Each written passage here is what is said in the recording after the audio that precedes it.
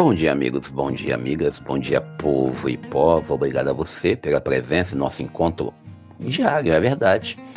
Fazemos nosso encontro aqui de segunda a sábado, sempre que possível, e também no domingo, mas no domingo, de forma especial, fazemos o encontro lá no YouTube, aqui no YouTube, para quem está no YouTube nos assistindo, né?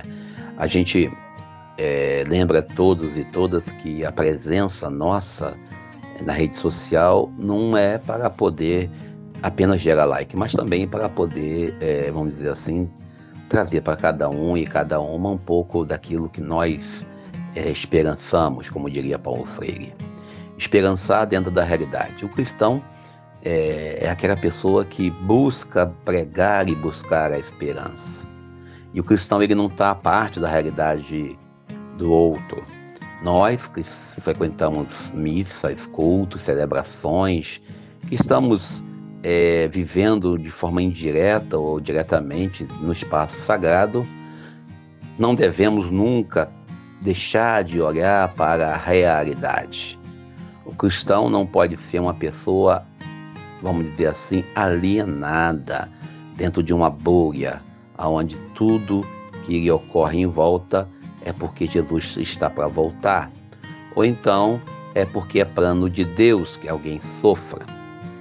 A gente, durante essa semana, tivemos aí ontem, para ser mais exato, soubemos através da imprensa, se você quiser depois pesquisa na internet, que o Mauro Cid, o ajudante de ordem do ex-presidente do Brasil, tinha um plano completinho para fechar o STF e também um plano completinho para poder gerar um golpe de Estado.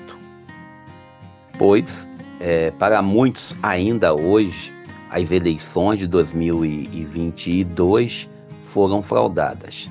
Bom, eu não vou entrar no mérito da questão se foram ou não foram fraudadas, embora eu tenha convicção, como cidadão brasileiro, que não houve fraude nenhuma. A única fraude que houve, de fato, foi uma liberação excessiva de valores para alguns, vamos dizer assim, programas de governo. Foi uma omissão indireta através da, vamos dizer assim, da omissão direta dos gastos da ex-presidência da República, do ex-presidente da República, com alguns fatores. Por exemplo, uma tal de motociata, também a realidade daquilo que acontecia dentro da política palaciana. Nem vou entrar na questão da Covid-19, sobre a negatividade que ele tinha, negação, o negacionismo presidencial referente aos mortos, quando ele proíbe a divulgação através de órgãos oficiais, número de mortos, e tentava o tempo todo falar dos curados, mas temos que olhar os curados, não os mortos. Particularmente, eu acredito que se temos 10 homens em uma operação policial, em um momento, no trabalho, seja qual for, e desses 10, mesmo com a operação tendo todo o sucesso, houver uma baixa, não há o que comemorar. O nosso país chegando ao número de 12 mil mortos, 14 mil mortos, e automaticamente nós temos uma presidência que altera, que muda o governo, ou muda o secretário, ou melhor, o ministro da Saúde, e bota um general de intendência, deixando assim o país na área da saúde na mão de uma pessoa totalmente inexperiente. E você vê claramente que nós chegamos ao número absurdo de 785 mil mortos, e isso dá 7 Japeri, quase 8 Japeri, cidade de Japeri. Imagine a minha cidade, onde eu nasci, onde eu cresci, onde eu vivo hoje, você ter 7 vezes a morte de toda a população, ou melhor, 8 vezes. É algo que devíamos nos assustar. Mas aí ainda há gente que acredite que não, tá tudo bem, não, foi um governo excelente, e etc e tal. E aí havia um projeto de golpe, mesmo sabendo que durante o momento da República em que nós tivemos os militares como governo, governando o país, nós chegamos a uma inflação de 900% ao ano. É isso mesmo. Hoje, quando chegamos a 10%, ficamos desesperados quando nós já vivemos um momento histórico onde a inflação chegava a 900%. Bom, vou parar por aqui, que como eu disse sempre, estamos aqui para falar um pouco da realidade também, daquilo que nós cremos, e por isso hoje celebramos o Imaculado Coração de Maria. A gente usa como um pano de fundo para a meditação e contemplação o texto de Lucas, capítulo 12, versículo 41 ao 51. Primeiro, a festa do Imaculado Coração de Maria tem uma tradição lá no século IV e vai se confirmar no século XVIII, e até mesmo que nós chegamos ao século XX, século passado, quando os pastorinhos de Fátima apresentam e falam da visão que estiveram do inferno. E aí Nossa Senhora pede para que os homens, para que a humanidade se consagre ao seu Sagrado Coração. A gente sabe que consagrar-se, ou melhor, celebrar o Sagrado Coração de Jesus, não é, como eu falei ontem sobre o Sagrado Coração de Jesus, não é apenas se consagrar um órgão do corpo de Jesus. E também celebrar o Imaculado Coração de Maria não é só celebrar o coração de Maria. É celebrar todo o seu amor, toda a sua devoção ao seu Santíssimo Filho, Jesus de Nazaré, Jesus Cristo, nosso Deus.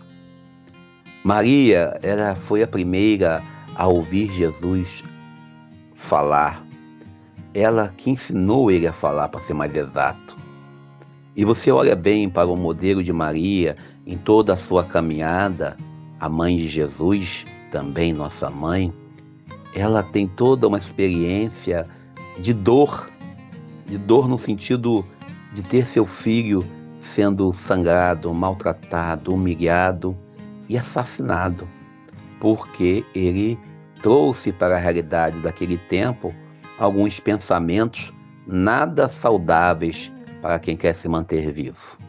Primeiro, nós tivemos essa semana aí o texto de Mateus capítulo 5, ele critica a prática religiosa dos ditos doutores da lei, conhecedores da palavra. Segundo, ele questionou o tempo, porque você vê claramente o uso da religião para benefício, para obter vantagem. E terceiro, quiseram fazer dele um líder religioso, político ou um rei. Então Jesus, ele tem essa dificuldade.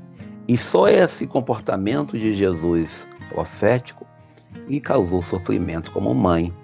Pois nenhuma mãe, por mais mãe que seja ruim, ela não quer ver o filho sofrendo. E quando Maria fala para os pastorinhos, lá no século passado, em Fátima, sobre o seu coração, ela não está falando somente, vamos dizer assim, do seu coração físico, mas sim das dores que nós, com nossos pecados, seja eles como for feito, seja o pecado social da omissão, seja os nossos pecados pessoais do egoísmo, a gente indiretamente fere o plano e a vontade de Deus. Jesus hoje, no Evangelho, fala que ele foi com Maria para Jerusalém e José.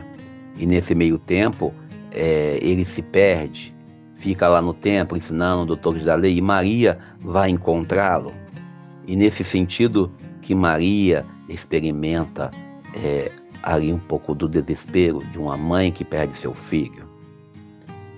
Mas eu vou ficar por aqui, peço a você que não deixe de rezar, contemplar, meditar e orar para Deus, sabendo que Ele também tem um coração que nos ama profundamente. Olhar para Maria e saber entender nossos sofrimentos são grandes, mas uma mãe ver o filho ser assassinado é uma dor maior.